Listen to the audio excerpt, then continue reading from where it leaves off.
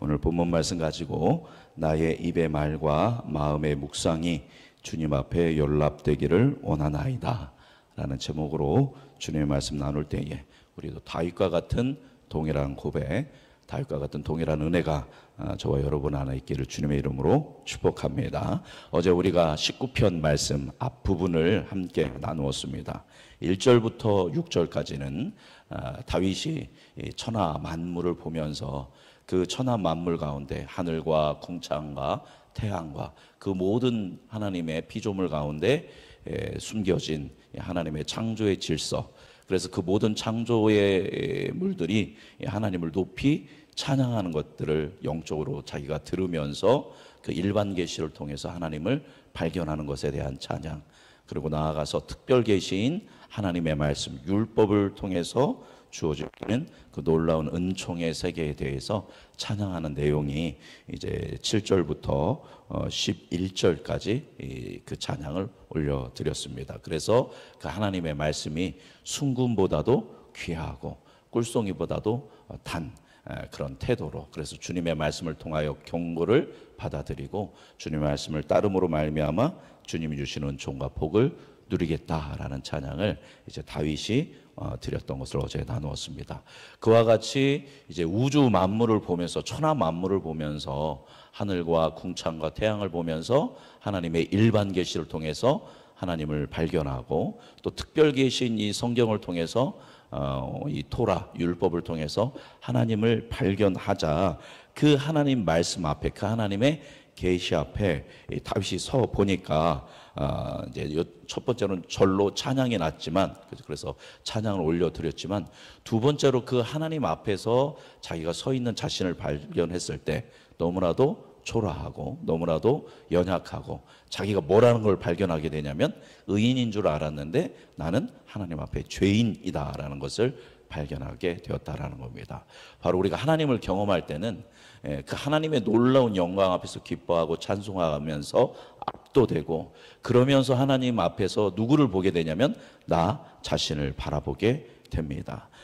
그러면서 다윗이 하나님께 용서를 구하는 기도를 드리기 시작합니다. 우리 12절 같이 읽어보겠습니다. 자기 허물을 능히 깨달을 자 누구리요? 나를 숨은 허물에서 벗어나게 하소서. 그래서 하나님의 계시 앞에서 우리가 뭐를 깨닫게 된다? 자기의 허물과 자기의 죄를 깨닫게 된다라는 거죠. 그러면서 나의 숨은 허물에서 벗어나게 하여 주옵소서. 즉 숨은 허물은 자기가 알지 못하고 지은 죄에 대한 것을 이야기합니다. 수많은 죄들이 있는데 내가 알고 지은 죄, 모르는 죄가 있는데 모르고 지은 그런 모든 죄들로부터 나를 벗어나게 하여 주옵소서고 먼저 회개의 기도를 합니다. 그 다음 13절 읽어보겠습니다. 또 주의 종에게 고의로 죄를 짓지 말게 하사 그 죄가 나를 주장하지 못하게 하소서. 그리하면 내가 정직하여 큰 죄가에서 벗어나겠나이다. 아멘. 두 번째로는 고의로 짓는 죄, 이제 고범죄, 자범죄라고 하죠. 스스로 이제 죄를 짓는 것을 얘기한 것입니다. 이런 고범죄는 처음에는 이제 한번 죄를 짓지만 나중에는 이 고범죄의 특징은 똑같은 죄를 계속 짓게 되는 겁니다. 이것은 하나님을 경외하지 못하는 태도이고, 이 고범죄의 태도는 그리고 오만과 교만함에서 나오는 죄이고, 고범죄는 특별히 음행의 죄를 얘기하는 건데, 음행의 죄 또한 우상숭배의 죄, 하나님이 아닌 다른 것에 우상숭배를 두고 살아가는 그런 죄들을 이야기하는 겁니다. 그런 고범죄를 고의로 죄를 짓지 말게 하여 주옵소서. 그래서 그런 고범죄를 짓게 되면 우리가 자의로 내 뜻대로 우상숭배를 하고 음행의 죄를 저지르고 하나님의 뜻에서 벗어나는 그런 선택을 하는 죄를 짓게 되면 그 죄가 나를 뭐 하게 되냐면 주장하기 시작합니다. 사탄이 참소하고 우리에 대한 주도권을 주장하게 된다라는 겁니다. 그래서 내가 죄를 고의로 지어서 그 죄가 나를 주장하지 못하게 하여 주옵소서. 내가 죄를 단절하고 정직하여서 죄가에서 벗어나게 하여 주옵소서라고 기도하고 있습니다. 14절 앞부분을 보면 나의 반석이요 나의 구속자이신 여호와여 라고 고백합니다. 또 나오죠. 하나님은 우리의 뭐가 되신다? 반석이 되시고 그분이 우리의 뭐가 되신다? 구속자가 되어 주신다라고 이야기합니다. 여기서 다윗이 깨달은 것은 이 천하 만물의 창조 질서를 보면서 하나님을 발견하고 특별히 토라를 통해서 하나님의 놀라운 은총을 깨닫게 됩니다. 그래서 어제 우리 말씀 나누지 않았습니까? 그 토라가 완전하고 확실하고 정직하고 순결하고 정결하고 진실해서 우리의 영혼을 소성시키고 우리를 지혜롭게 하고 우리의 마음을 기쁘게 하고 눈을 밝게 하고 영혼까지 이르게 하고 우리를 정결하고 진실하게 만드는 힘이 어디에 있다? 토라에 있다라는 겁니다. 왜냐하면 그것이 말씀이고 하나님이 어떻게 보면 현현이라 할 수 있기 때문입니다. 그러나 이 율법 자체로는 나를 의롭게 하고 나를 구원에 이르게 할 수 없다는 사실을 이제 다윗이 깨달은 겁니다. 그 율법 앞에 서 보니까 그 하나님의 말씀 앞에 서 보니까 내가 뭐라는 걸 발견한 거예요? 죄라는 걸 발견한 겁니다. 이미 바울이 이것을 얘기하기 전에 다윗도 시편에서 이것을 이야기하고 있습니다. 그 하나님의 말씀 앞에 서니까 말씀이 나를 구원하고 나를 이끄는 걸 알겠는데 내가 그 말씀을 통해서 구원받지는 못하겠다라는 자신의 현존을 실존을 이제 이해하고 그래서 하나님께 뭐 하는 겁니까? 기도하는 겁니다. 나의 반석이신 하나님, 나의 구속자이신 하나님, 나를 뭐하여 주옵소서. 이 자의로 짓는 고범죄에서 모르고 짓는 이런 모든 죄의 세계에서 나를 구원하여 주시옵소서. 나를 의롭게 하여 주옵소서라고 기도하고 있습니다. 실제로 이 기도는 이제 누구를 통해서?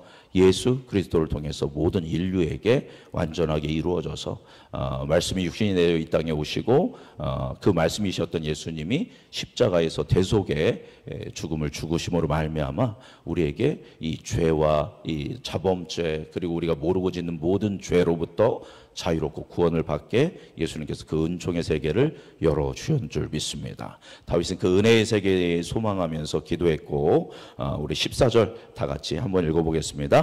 나의 반석이시요 나의 구속자이신 여호와여 내 입의 말과 마음의 묵상이 주님 앞에 연락되기를 원하나이다.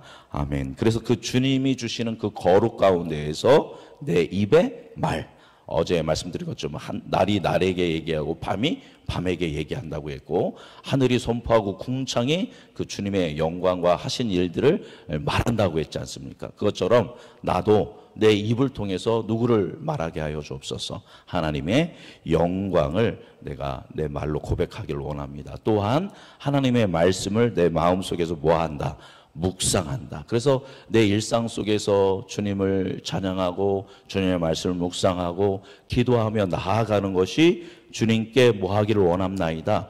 연락되기를 원합니다 라고 이야기합니다. 여기서 연락되다라는 것은 기쁨으로 받으시다라는 그런 뜻을 가지고 있습니다. 그래서 이제 희생 제물을 가지고 와서 속죄제, 속건제, 화목제의 이런 번제들 이런 예배의 제사들을 드릴 때 그것을 주님께서 기쁨으로 연락하여 주옵소서라고 할 때 쓰는 것이 연락인데 바로 무엇이 다윗의 그 언어가 다윗의 고백이 그리고 다윗의 말씀의 묵상이 그걸 가지고 기도하는 그런 기도가 동일하게 속죄제와 속건제와 이러한 화목제처럼 하나님께 뭐가 되기를 제사가 되기를 그래서 하나님이 그것을 기쁨으로 연락되어지기를 원합니다 라고 다윗은 고백하고 있습니다. 우리도 오늘의 말씀을 기억하면서 천지 만물을 보면서 또 하나님이 주시는 이 하나님의 말씀을 통하여 하나님을 발견하고 하나님을 알고 하나님을 알 때 나를 알게 되고 그랬을 때 주님의 은총을 구하고 주님의 은혜를 구하고 그래서 우리 입의 말과 우리 마음의 묵상이 주님께 연락되어지는 은혜가 우리 모두에게 있기를 주님의 이름으로 축복합니다.